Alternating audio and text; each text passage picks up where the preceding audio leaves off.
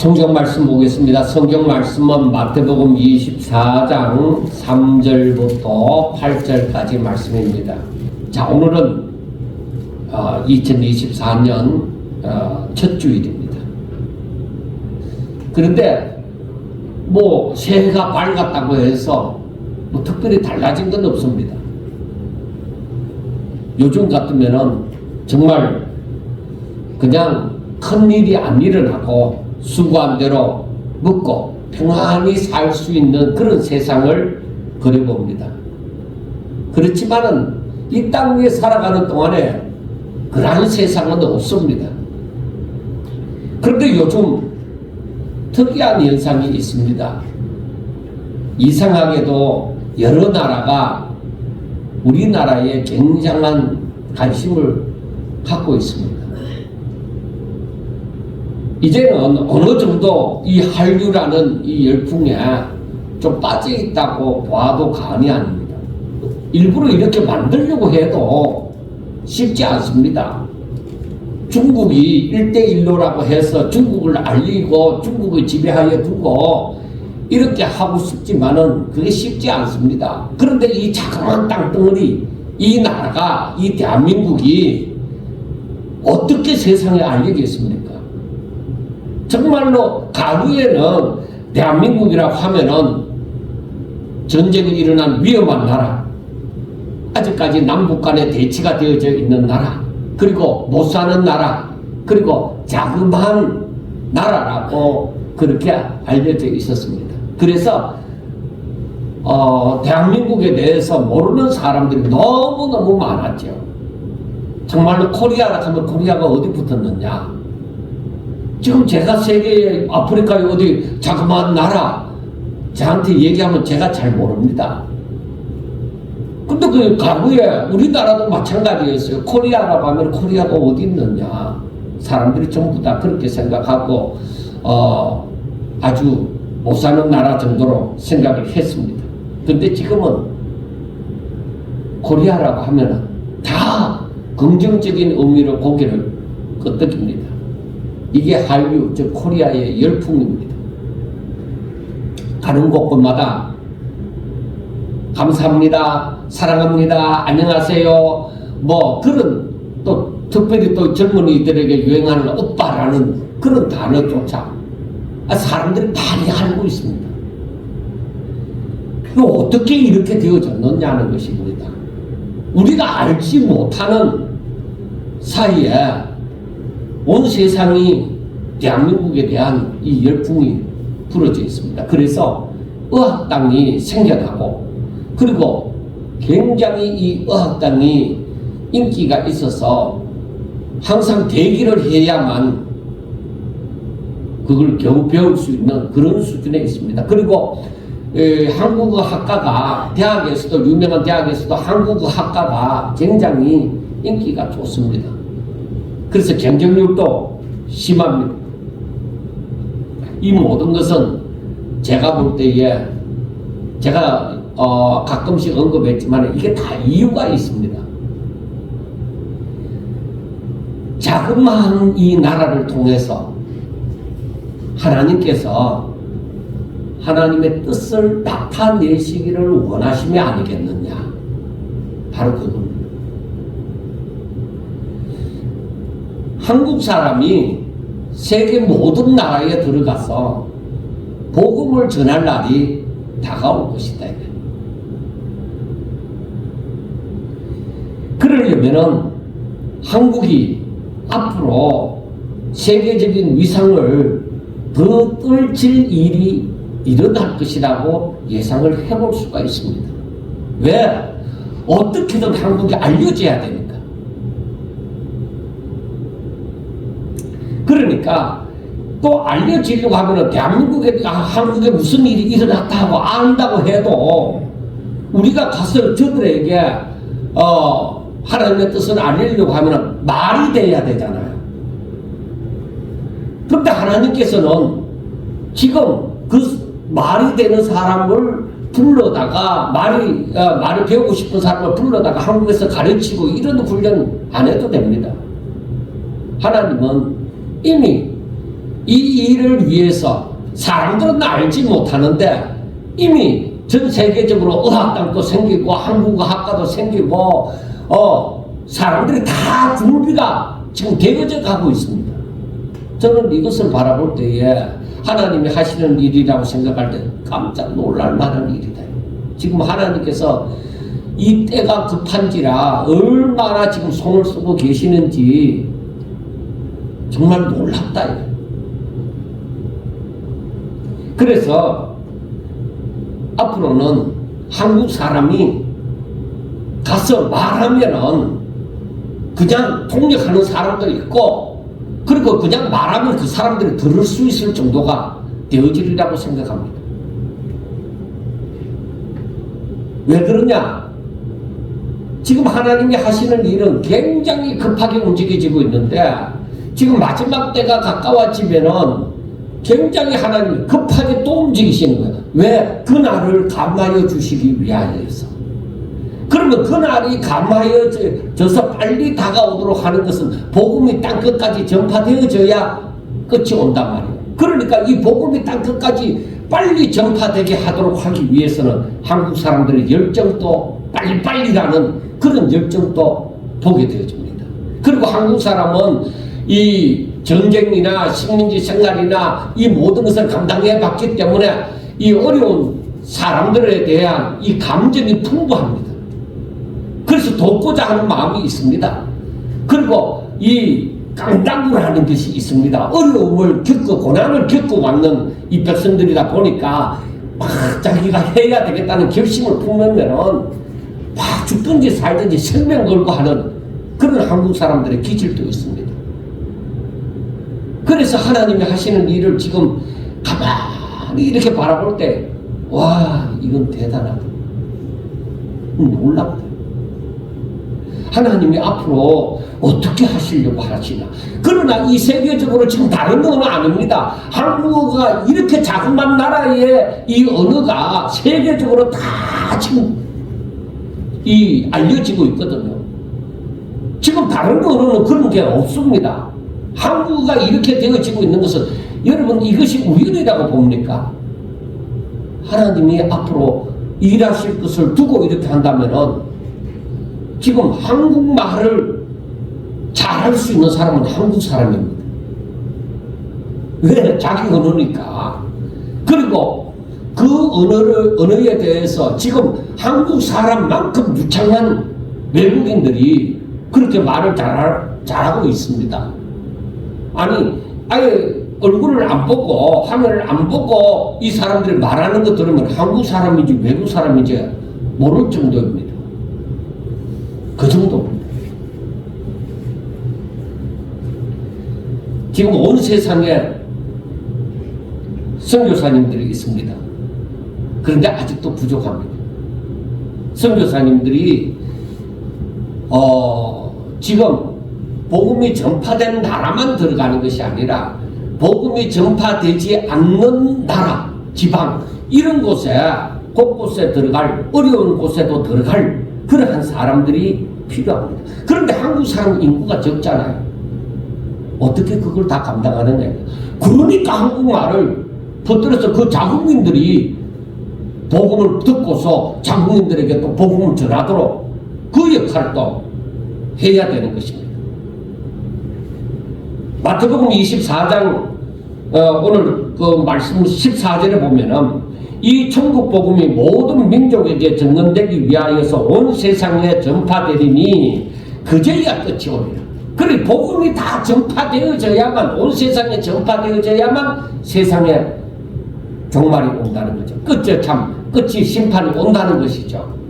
그리고 22절에 보면은 그날들을 감하지 아니하면 모든 육체가 구원을 얻지 못할 것이니 그러나 택하신 자들을 위하여 그날들을 감하시리라. 그러니까 빨리 이루어진다는 거예요. 그날을 감하기 위해서. 그런데 지금 이 일을 하나님이 지금 하시고 있다 이 말입니다.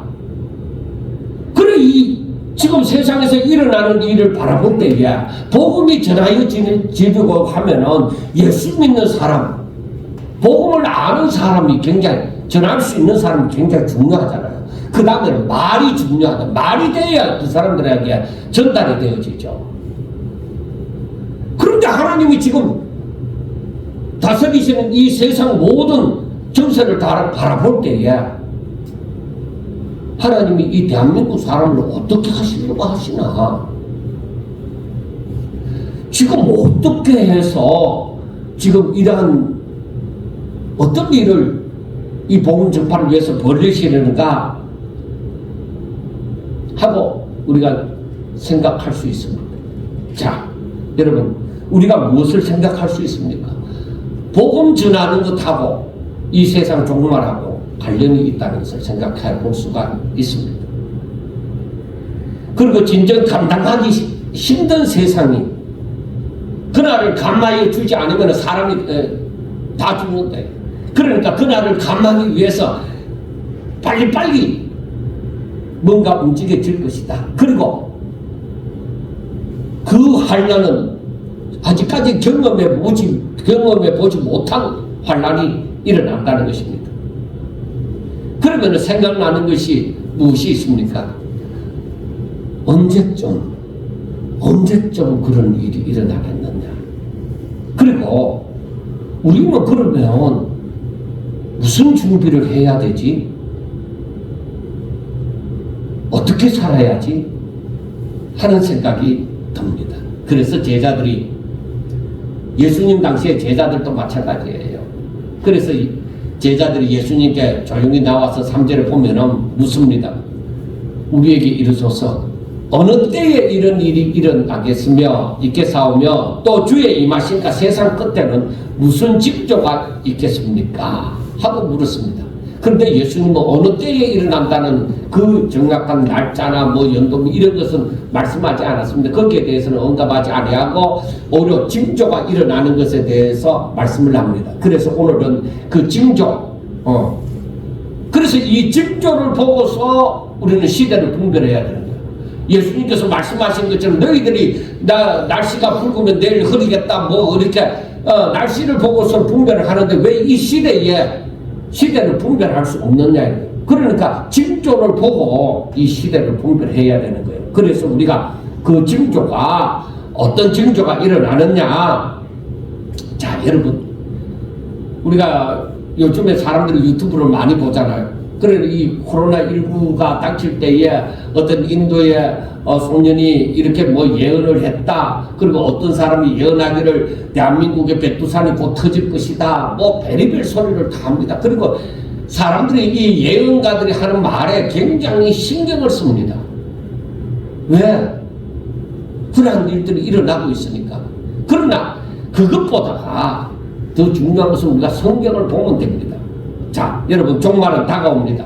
종말이라고 하는 것은 이제 환란이 일어나고 예수님이 재림하시는 것을 말씀을 합니다. 그리고 예수님이 재림하시면은 심판이 있습니다. 심판이 있으면은 분명히 천국과 지옥으로 갈라지는 일이 있습니다. 그런데 중요한 것은 이 심판이 있기 전, 예수님의 재림이 있기 전에 징조가 있다 이 말이에요. 그래서 징조를 보아 알지어다 하는데, 성경을 보면은 선지자들이 활동한 것이 있습니다. 그 선지자들은 여러 가지 역할을 했지만은, 그러나 하나님의 심판이 있기 전에 선지자들은 그 하나님의 경고의 말씀을 항상 했습니다. 이와 마찬가지로 예수님의 재림하시기 전에 이러한 징조가 일어나는 거예요. 우리에게 경종을 울리는 이런 징조가 일어납니다. 자, 제일 먼저는 거짓 선지자입니다. 거짓 그리스도, 거짓 선지자입니다. 4절과 5절을 보면은 너희가 사람의 미혹을 받지 않도록 주의하라. 많은 사람이 내 이름으로 와서 이르되 나는 그리스도라 하여 많은 사람을 미혹하리라. 사탄은 거짓의 아비입니다. 마귀는 거짓의 아비라고 했습니다. 그러니까 지금 우리가 바라볼 때에 사람들이 여러 가지 현상을, 세상에 일어나는 일을 여러 가지 현상으로 구분을 하기도 하겠지만 가장 중요한 것은 이 심판이 왜 오느냐. 사람들이 하나님께서 떠났기 때문이다. 타락했기 때문이다. 하나님이 원하시는 세상이 아니라는 것입니다. 그러니까 중요한 것은 우리가 쉽게 말해서 종교, 이 신앙의 문제입니다. 사람들은 그렇게 바라보지 않는 사람들이 엄청 많습니다. 그래서 마지막 때의 징조의 하나로 바로 이 신앙의 문제로 거짓 신앙으로 이끌고 갈 거짓 선지자, 거짓 그리스도가 많이 나타난다. 한두 사람이 나타나는 것이 아니라 이 세상이 넓잖아요. 그러니까 거짓 선지자, 거짓 그리스도가 많이 나타나서 많은 사람을 미혹하는데 택하신 자도 미혹하고자 하는 거예요. 그러니까 우리가 분명하게 알아야 되는 것은 많은 거짓 선지자가 나타나고 많은 사람이 미혹을 당하리라 하는 것입니다. 수많은 사람이 그 거짓 선지자한테 넘어간다는 것입니다. 정말 끔찍한 일입니다. 지금도 많은 이단들이 있지만은 앞으로 더욱더 많은 이단들이 생겨날 것을 말합니다. 분명히 알 것은 많은 사람들이 거짓 선지자들이 와서 많은 사람을 미혹한다는 이 자체입니다. 그러니까 이단들 그리고 기성교회라고 할지라도 거기에 거짓 선지자가 있을 수 있다. 그래서 이 사람들을 엉뚱한 멸망으로 인도할 수 있다는 거예요. 그래서 많은 사람이 그 미혹에 빠진다는 것입니다. 자, 그 다음 현상에는 전쟁과 기근. 그래서 6절과 7절을 보면은 난리와 난리 소문을 듣겠으나 너희는 삼가 두려워하지 말라. 이런 일이 있어야 하되 아직 끝은 아니니라. 민족이 민족을 나라가 나라를 대적하여 일어나겠고 곳곳에 기근과 지진이 있으리라.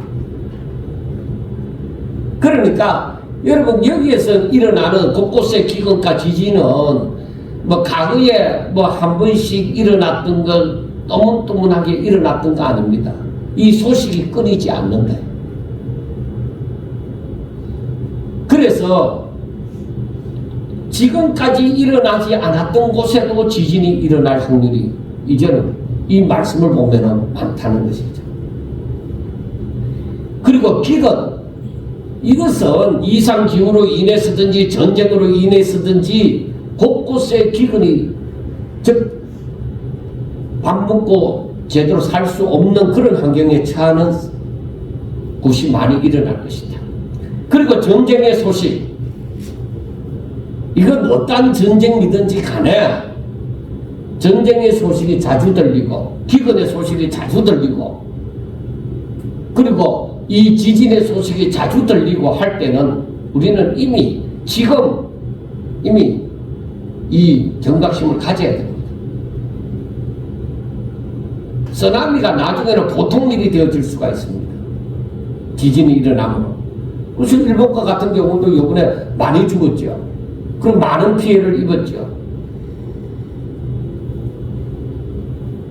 정말 이러한 일이 생각지도 않은 곳에서 하나님께서 이 징조로서 전쟁, 기근, 그리고 지진 이런 소식이 들려질 것이다. 여러분 지금 기후학자들이나 이 지질학자들이 걱정하는 것이 무엇입니까? 이러한 일이 일어날 것을 대비하고자 하는데도 지진이 일어나는 것을 막을 수가 없다. 이상기후 정세가 일어남으로 말미암아 사람들이 뭐 탄소 배출 제로하고 이렇게 하지만은 여러분 막을 수가 없습니다. 자신들의 방법으로 사람들에게 경종을 울리지만은 그 막을 수 없어요.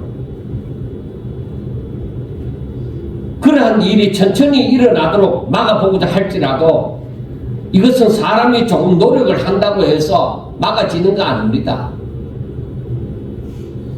이러한 일이 일어나는 것은 징조이기 때문에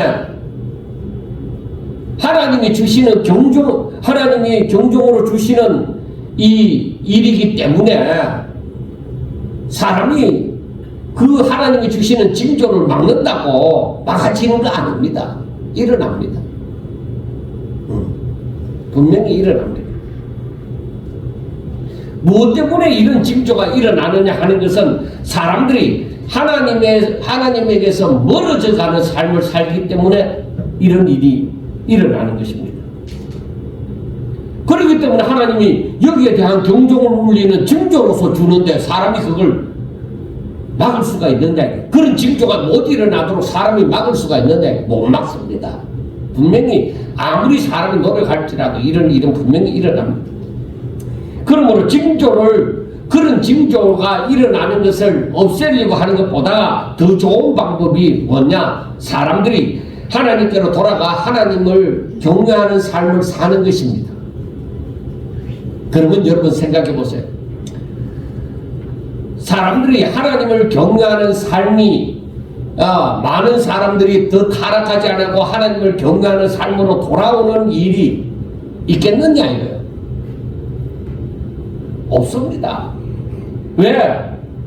벌써 예수님의 재림에 대해서 말을 하고 징조가 일어나고 있기 때문에 이 일에 대해서 사람들이 희망적으로 하나님께로 돌아와서 하나님을 잘 믿을 것이다 예상할 수 없는,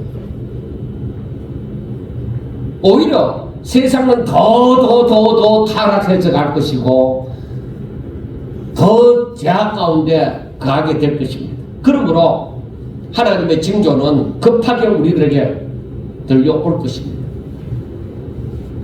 그 다음에 교회 핍박입니다. 성도들을 향한 핍박입니다. 자, 9절부터 보면은 그때의 사람들이 너희를 환난 중에 넘겨주겠으며 너희를 죽이리니 너희가 내 이름 때문에 모든 민족에게 미움을 받으리라. 그때 많은 사람이 실족하게 되어 서로 잡아주고 서로 미워하겠으며 거짓 선지자가 많이 일어나 많은 사람을 미혹하겠으며 불법이 성함으로 많은 사람의 사랑이 식어지리라. 자, 누가 득세를 하고 누가 힘들 거예요? 거짓 선지자가 득세를 하고 진짜 참 선지자가 힘들 것이다. 거짓 교회가, 거짓 선지자가 인도하는 교회가 득세를 하고 참 선지자가 인도하는 교회가 어려움을 당할 것이다. 이거예요. 여러분, 우리는 이걸 보고 깨달으셔야 됩니다. 마지막이 가까이 오면은 이단들이 득세를 하고 기성교회라도 거짓 선지자가 이끄는 그 교회가 득세를 하고 진정한 교회는 오히려 어려움을 당하리라. 그 얘기가 벌써부터 지금 사람들 가운데서, 목회자들 가운데서도 나오고 있습니다. 복음을 제대로 전하면 사람들이 안 모인다는 거예요.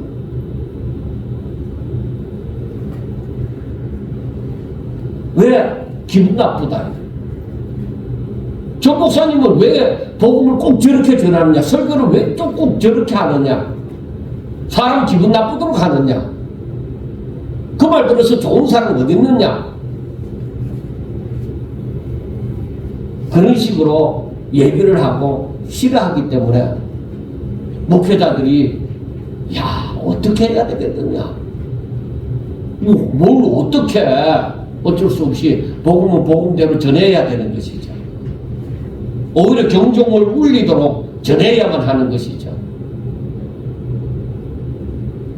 그래서 마지막이 가까이 오면은 예수 믿는다는 것 때문에 죽임을 당할 수 있다, 순교를 당할 수 있다는 것입니다. 그리고 그 계시록에 보면은 순교자들의 피가 차야 된다고 했어요. 그러니까 죽임을 당하는 숫자가, 예수 믿는다는 것 때문에 죽임을 당하는 숫자가 많아지리라는 것입니다. 그리고 미움을 당하는 것은 물론이고 사람들이 자기들끼리도 서로 믿지를 못하는 세상이 되어져서 아주 각박한 세상이 되어질 거라는 것입니다. 그러니까 사랑이, 하나님의 사랑, 이런 것은 찾아볼 수가 점점 더 없어진다는 것이죠. 그러니까 가짜로 형식적으로 사랑하던 그런 모습은 이제 없어지고 진짜 하나님을 믿음으로 하나님의 사랑 가지고 살아가는 사람들이, 그러니까 알곡과 가라지가 지듯이 사랑을 행한다 하지만 진짜 사랑과 거짓 사랑이 분명히 분리되어지는 그런 일들이 일어날 것이다. 이것은 사람들이 살기 위해서 어쩔 수 없이 사람들이 이렇게 바뀌어져 가는 것입니다. 그러나 우리가 알아야 되는 거예요. 살기 위해서 어쩔 수 없다 하지만은 그러나 그것은 정상적인 것이 아니다. 살기 위해서 내가 저 사람을 고발할 수밖에 없고 배신할 수밖에 없고 교회를 안 나갈 수밖에 없고 그건 전부 다 실족한 거예요. 넘어진 거예요. 올바른 것이 아니에요. 하나님이 그래 어쩔 수 없이 그랬지 그래 어쩔 수 없어 그래 됐다 그렇게 하는 거 아닙니다. 그건 실족한 거예요. 그래서 8절에 보면은 이 모든 것은 재난의 시작이다. 사람들이 살기 힘들어하며 괴로워하고 두려워하는 일이 많이 일어나지만 그러나 그것은 아직 아무것도 아니라는 것입니다. 이것은 기근, 전쟁, 지진 이런 소식들은 거짓 선지자가 나타나서 미혹하는 것 이런 것은 재난의 시작에 불과하다. 그러면 얼마나 많은 어려움이 닥치느냐.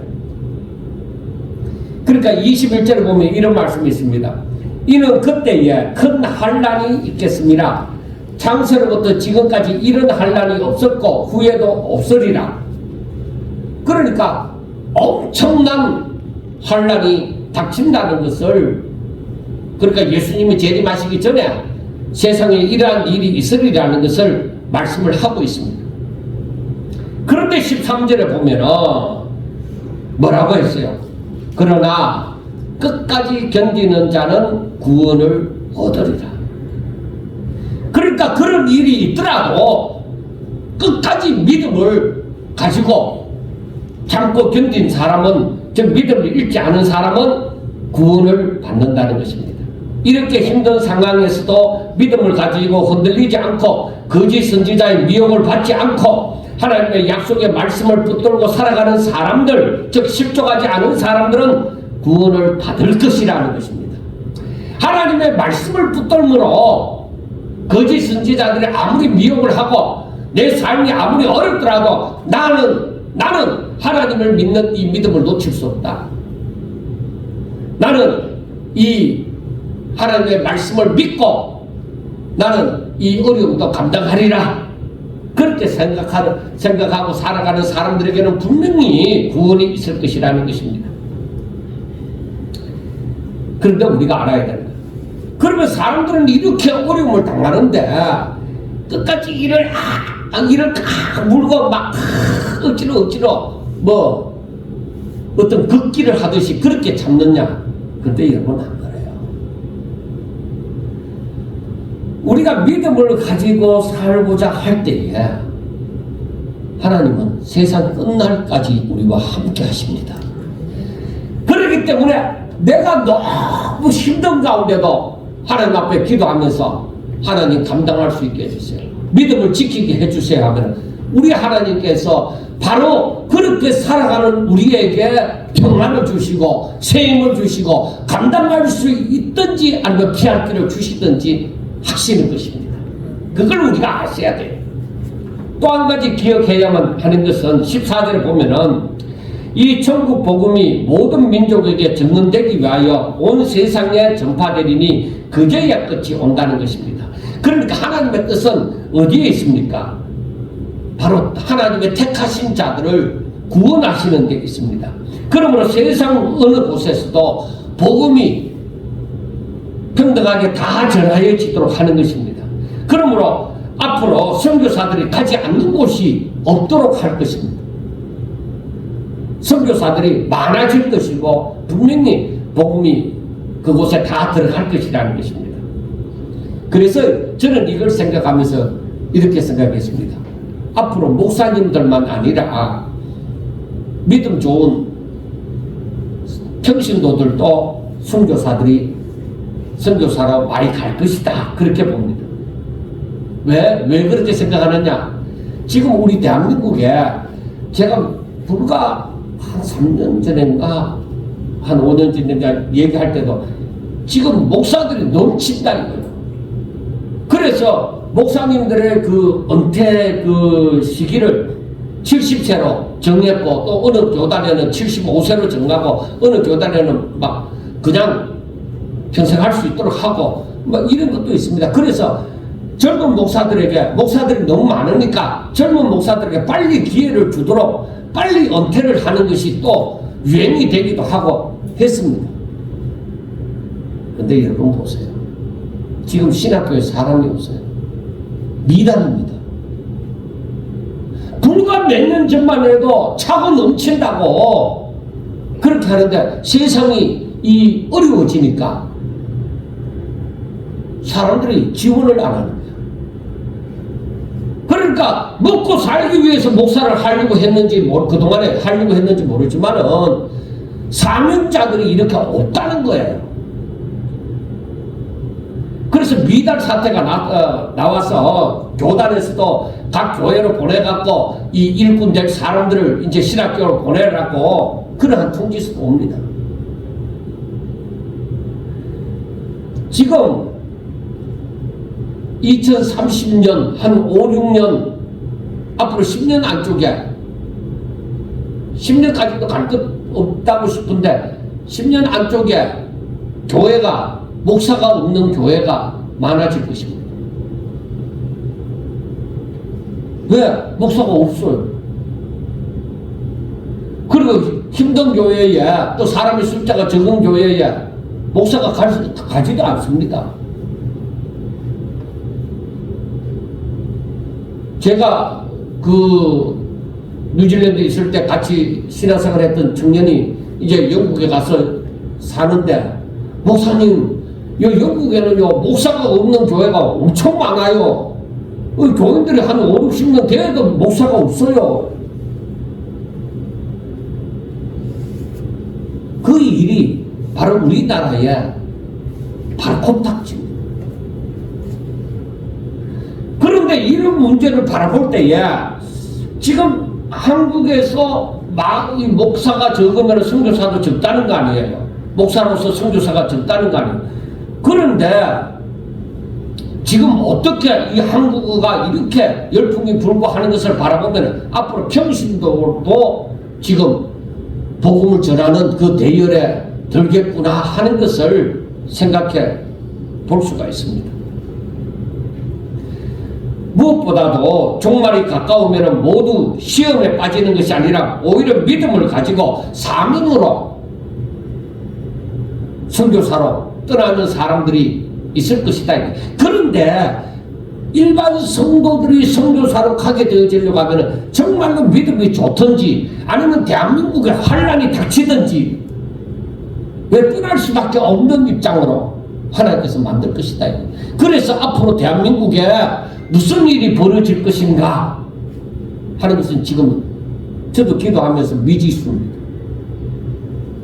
하나님께서 이 사람들이 돈이 많아서 여러 못 사는 나라에 가서 노후를 보내고 싶다 이렇게 해서 이 믿음이 있는 사람들이 그런 곳에 가서 복음도 전하고 이렇게 살는지, 아니면 한국에 살 수 없어서 도망가다시피 옛날에 예루살렘에 이 제자들이 복음을 전하러 다른 데로 안 가지 아니하고 이 예루살렘에만 사니까 그 예루살렘에 환란이 닥쳐서 사람들을 각 곳으로 다 흩어버리잖아요. 소아시아 지역으로 다 흩어버렸던 것처럼 대한민국에 살 수 없어서 사람들을 흩어서 여러 나라로 가게 되는 일도 일어날 가능성이 많다. 그래서 앞으로 대한민국에 무슨 일이 닥칠지는 지금 미지수다라고 저는 생각합니다. 섣불리 말을 할 수가 없는 것이죠. 제가 잘 알지도 못하면서 그렇게 섣불리 말을 할 수는 없습니다. 여러분, 앞으로 정상적인 교회가 힘이 있을 것 같습니까? 정말로 믿음으로 살고자 하는 교회가 힘이 있을 것 같습니까? 아닙니다. 여러분, 신비한 일이 무엇인지 압니까? 지금 과거에는 힘도 없었던 이단들이요, 어디서 돈이 생겼는지. 이단들이 교회도 큰 교회를 사고 막 빌딩도 짓고 활동도 많이 하고 그렇게 하는 것입니다. 힘을 쓰고 판을 칩니다. 아무것도 모르는 사람들이 볼 때는 적어도 교회 간판을 달았으니까 교회 아니겠느냐 하면서 미혹을 많이 당합니다. 그래서 힘이 있고 글을 쌓은 교회에 다니다 보면은 자칫 이단에 빠져서 멸망을 향해서 열심히 달려갈 것입니다. 지금 고성에도 하나님의 교회 하는 것도 있고 신천지도 있고 다 있습니다. 이런 사람들이 어디에서 돈이 생겼는지 전부 다 크게 시작을 합니다. 여러분, 지금 세상을 보고 신앙의 문제보다는 정치나 경제, 군사 문제가 중요하다고 보지만은 예수님께서 말씀하시는 걸 보면은 결국 신앙의 문제입니다. 진정 대화환란이 있을 때는 어떤 일이 벌어지는지 압니까? 우리가 눈여겨봐야 되는 것이 바로 다니엘서에 말씀하는 것처럼 멸망에 가증한 것이 거룩한 곳에 선 것을 보거든 하고 얘기합니다. 이건 대환란이 일어난다는 증거입니다. 멸망당해야 마땅하다고 생각하는 것이 거룩한 곳에 서갖고 자기가 하나님이냐 하는 짓을 보게 되어진다는 거예요. 그런데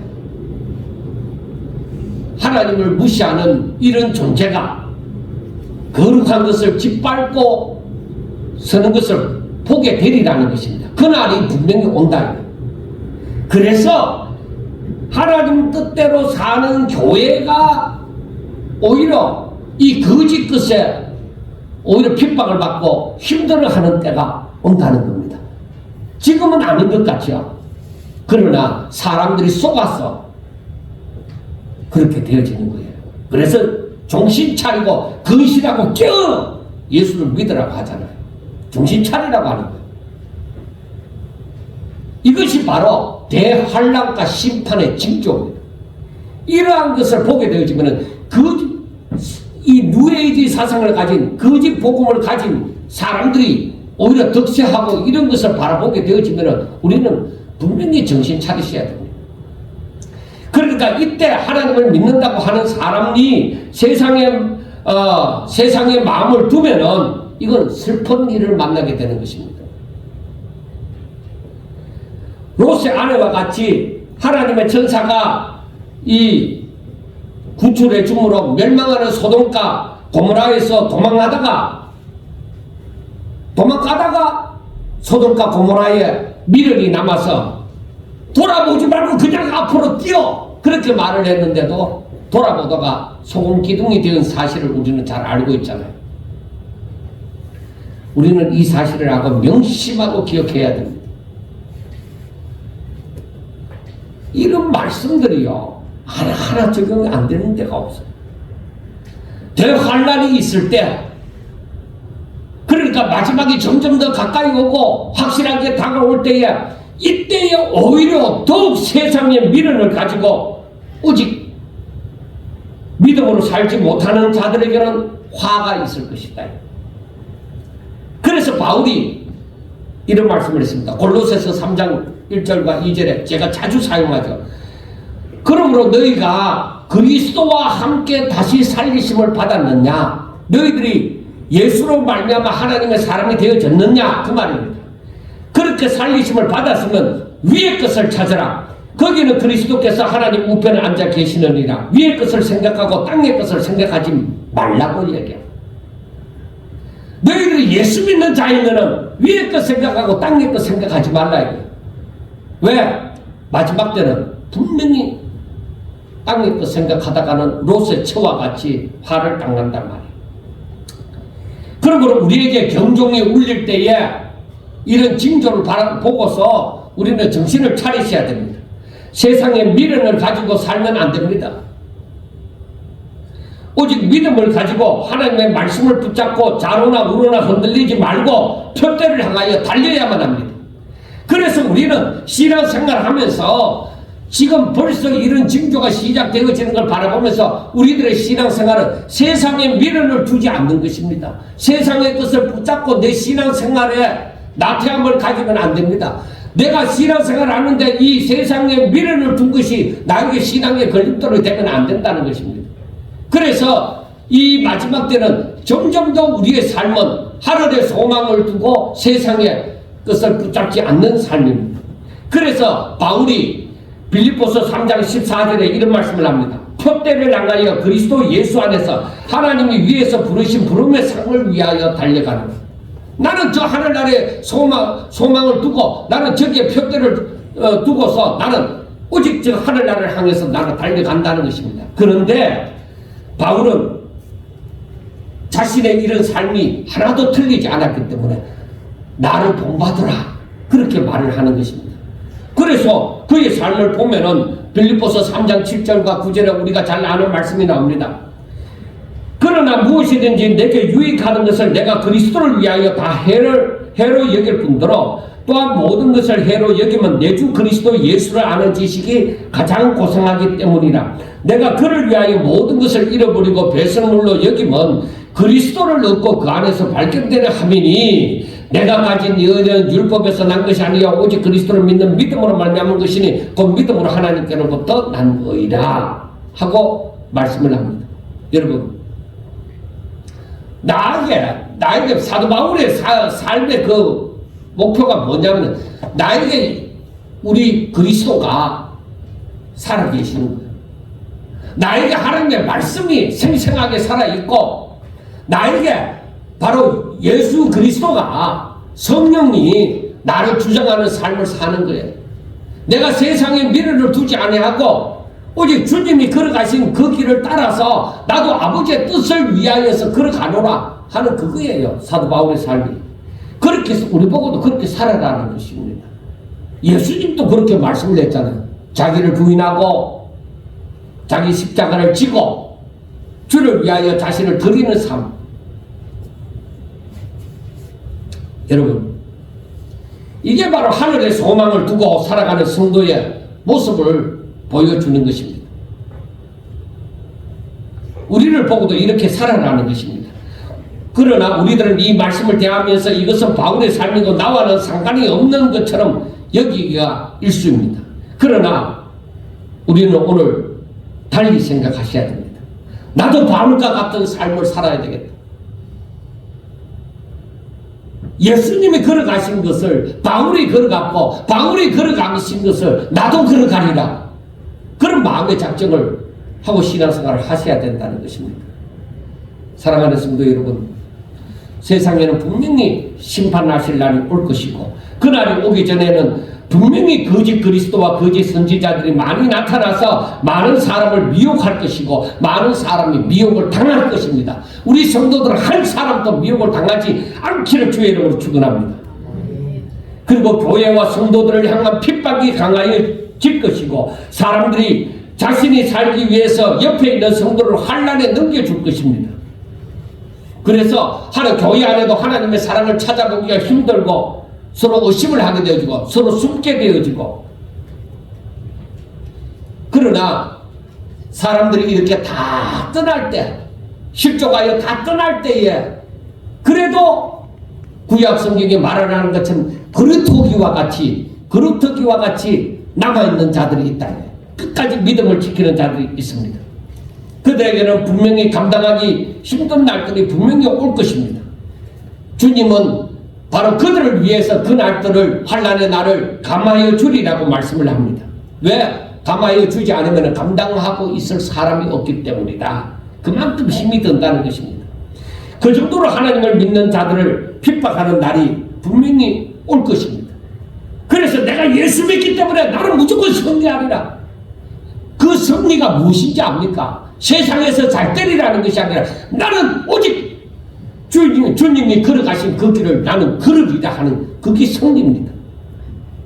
내가 믿음에서 나태하지 않고 떨어지지 않고 낙오되지 않으리라 하는 그것입니다.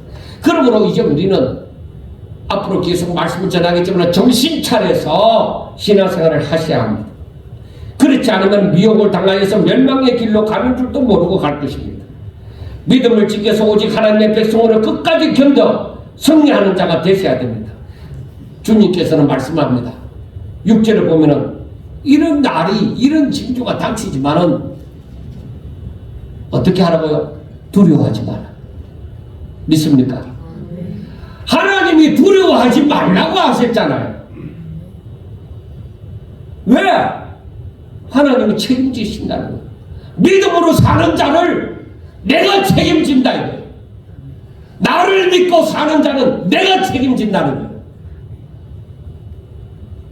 그러므로 절대로 미혹당하지 말라는 것이죠. 하나님은 전지전능하신 분이고 완전하신 분이고 우리를 너무나도 독생자를 아끼지 않고 내어주실 만큼 우리를 사랑하시는 분이십니다. 그래서 하나님은 나를 믿고 절대로 미혹당하지 말고 실족하지 말라고 말씀을 하는 것입니다. 하나님께서는 택하신 자들을 구원하시기 위하여 이 모든 일들이 일어나게 하시는 것이니만큼 염려하지 않고 믿음을 지킬 때에 오히려 하나님의 사랑 가운데서 보호하심을 받고 영생을 얻을 줄로 믿습니다. 심판이 있을 때에 천국과 지옥이 알곡과 가라지가 갈라지는 것입니다. 우리 모든 성도들은 세상에 마음을 두지 아니하고 하늘나라의 소망을 두므로 거짓을 분별할 줄 알고 절대로 거짓에 미혹당하지도 않고 오직 하나님을 바라보므로 지혜롭게 모든 날을 믿음으로 살 수 있어야만 합니다. 앞으로 모든 날들이 하나님의 말씀으로 시대를 분별할 줄 알며 지혜롭게 살아가는 하나님께서 기뻐하시는 우리 성도들, 여러분 세상에서 누릴 거 다 누리고 싶다는 그런 마음 버리고 하나님께서 주시는 대로 나는 열심히 하나님 뜻대로 살리라. 이제 2024년도부터는 더더욱 우리 믿음이 한 등급 올라가갖고 오직 믿음으로 나는 진짜 하나님 보실 때에 기뻐하는 나는 자녀가 되리라. 하나님의 종이 되리라. 사랑하는 여러분, 제가 이 말씀을 묵상하면서 오늘 새벽에도 이렇게 생각하면서 눈물이 나와요. 왜? 나는 잘나지 못했지만은 그러나 우리 성도들과 함께 끝까지 정말 믿음을 지키고 싶다. 어떤 한란이 닥쳐도 우리 성도들과 함께 정말 실족하지 아니하고 웃으면서 하늘나라에 가고 싶다. 그런 마음을 먹었습니다. 왜? 앞으로 다가올 세상은 믿는 자들이 너무 힘든 세상이다. 그러나 너무나도 힘들지만은 하나님의 위로가 강한 세상이 됩니다. 그래서 우리 성도들은 승리할 수 있기를 주의 이름으로 축원합니다. 기도드리겠습니다. 하나님 감사합니다. 사랑하는 성도들이 오늘 이 시간에도 믿음으로 마음을 다잡고 오직 하나님의 뜻대로 살기를 원하는 줄로 믿습니다. 사랑하는 성도들에게 하나님 역사하여 주셔서 저들의 마음이 변치 않게 하여 주시고 정말 하나님 앞에 가는 그 순간까지 오직 하나님의 기쁘신 뜻을 위하여 예수님처럼 바울처럼 그 길 걸어가게 하여 주시옵소서.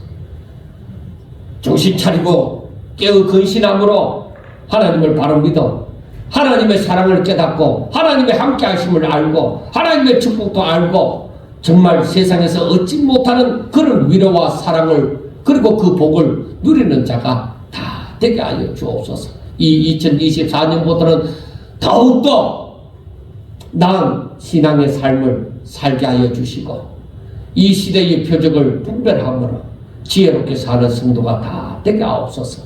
예수님 이름으로 감사하며 기도드리옵나이다. 아멘.